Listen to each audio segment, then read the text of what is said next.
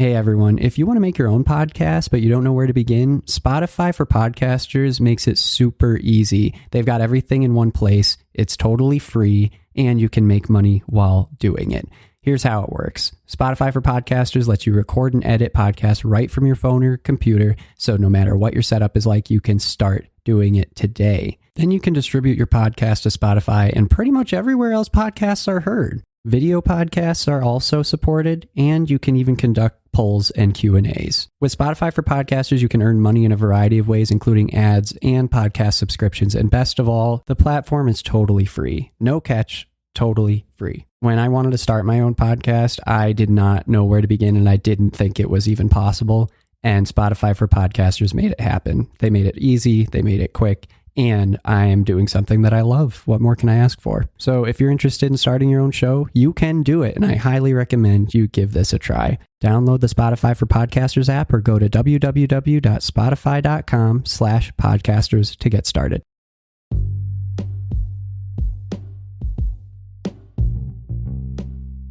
Hey everybody, what's up? Welcome back to another episode of Everything Kratom, the podcast about anything and everything Kratom. Great to have you with us on this Friday afternoon.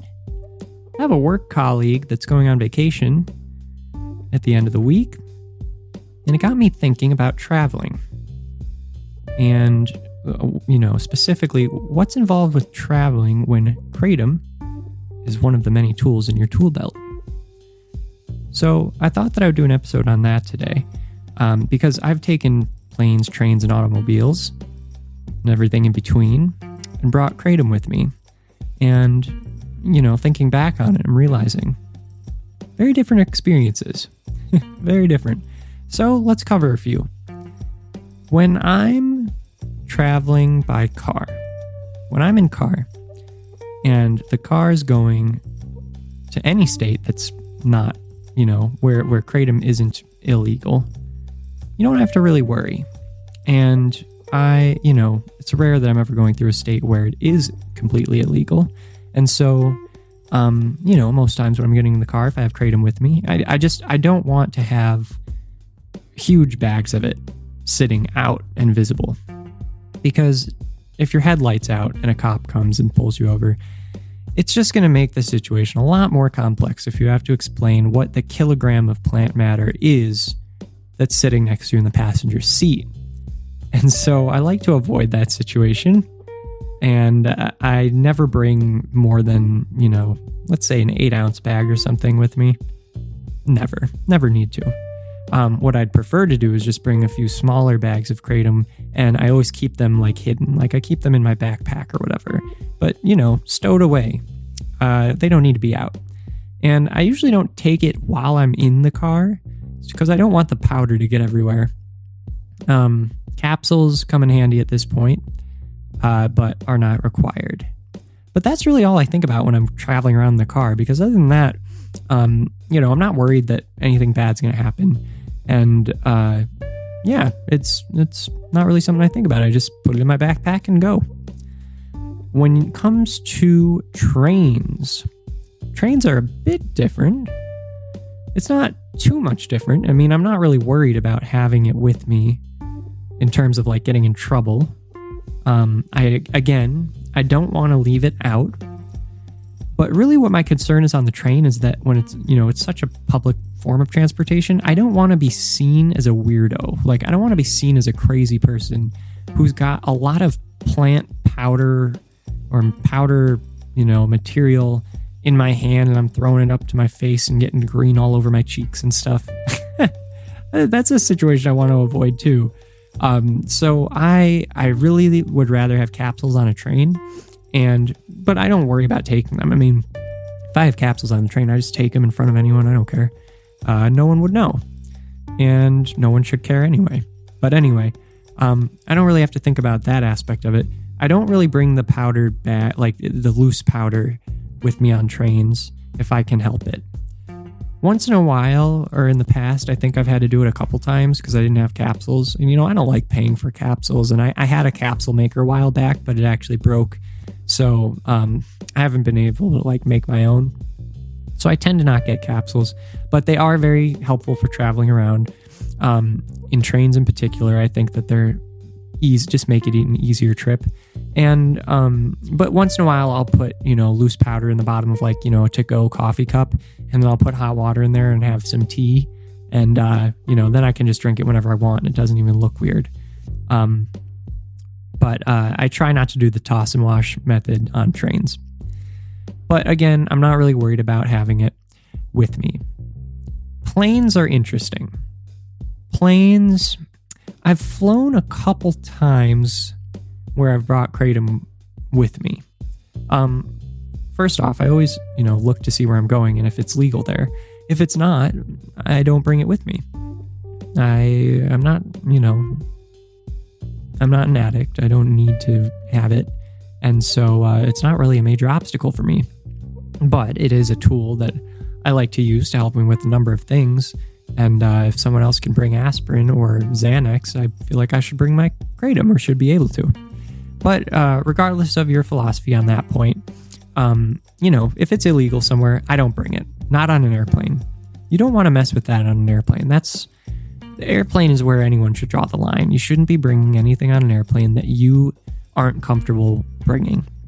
And I did break that rule myself in the past. I've never brought Kratom with me on an airplane going to a place where it's illegal.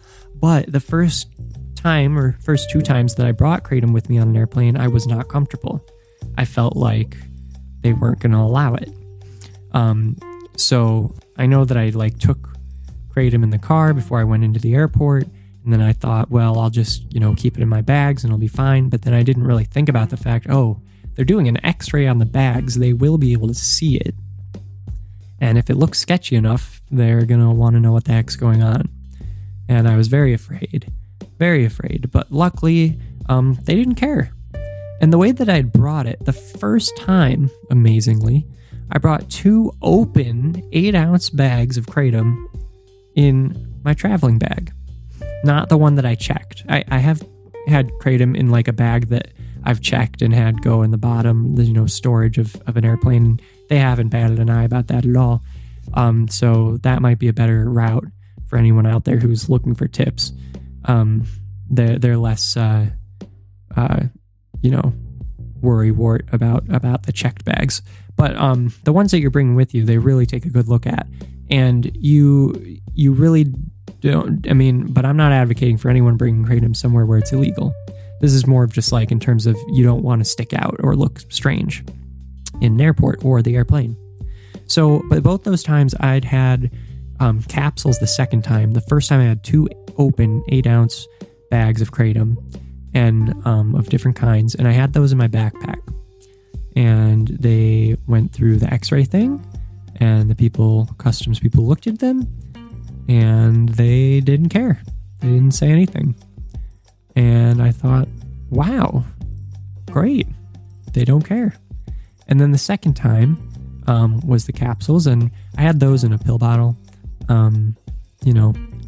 Probably just looked like a bottle of store-bought generic something or other, and they didn't care. So overall, neither way mattered. I would assume that capsules might look a little more legitimate, but they didn't care either way. And both times I was able to bring my backpack with me onto the plane, and no one minded whatsoever, and no one made a comment, and no one pulled me aside. So those were the first 2 times, and then after that I never really worried about it. Maybe I'm a little bit what's the word? Whatever the word I'm looking for. Everyone knows it. It's Friday, so I'm tired. But the word where you've been exposed to it enough times where you don't care anymore. Whatever that word is. Maybe I'm that. But I've always tried to be careful. And, but yeah, the customs people didn't care. So I've brought them with me on the planes. I do not, and I'll stress this, I do not take anything like that in front of people on an airplane. And maybe that's just me being overly cautious, desensitized. That's the word I was looking for. Anyway, maybe that's me just being overly cautious. But I really I want a trip to go smoothly, and I want to make anyone uncomfortable. I'm not going to toss and wash on an airplane. Maybe if I can pull off a tea thing, but you need them to give you the hot water, and I don't know. I don't want to bother with it. I have taken maybe a capsule or two, I think, but, if I'm going to do that, usually I go to the bathroom. So, that's kind of my experience with it. Overall, I haven't really had any issues with traveling. And, in terms of convenience, capsules, although they're more expensive, they do help with traveling a lot more.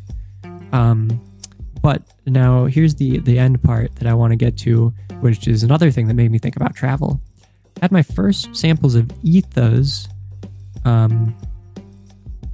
tablets today, and they are great. They're really portable. You can take them with you, just like you could with, standard capsules or whatever. But they're more portable. They take up less room. They're less clunky. And I was afraid that maybe they would be a little bit brittle and would break apart or something, but they actually don't. They're really sturdy. There's a little bit of residual powder around it, which is expected, but yeah, no, all in all, really incredible. Very handy for travel. I know that I'll be using them when I travel from now on, and I think I prefer them much more over capsules. So people should definitely take a look at Etha's tablets there on their website, which I'll link in the description, and I will also provide that coupon code, which hopefully soon will be activated, and then everybody can get their deals. So I'll include that as well. All right, everybody. That's all the time I have for this today. Great doing this, and thanks so much for listening. Have a great weekend, and I will talk to you on Monday. See you then.